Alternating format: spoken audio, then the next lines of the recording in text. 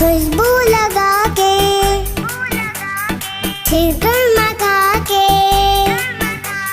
खुशबू लगा के, छिड़कर मखा के, हाथों में हम अपनी मेहंदी लगा के मांगेंगे ईदी, कहेंगे ये हम। प्यारी मामा प्यारे बाबा ईद मुबारक, सबको सबको सबको सबको ईद मुबारक।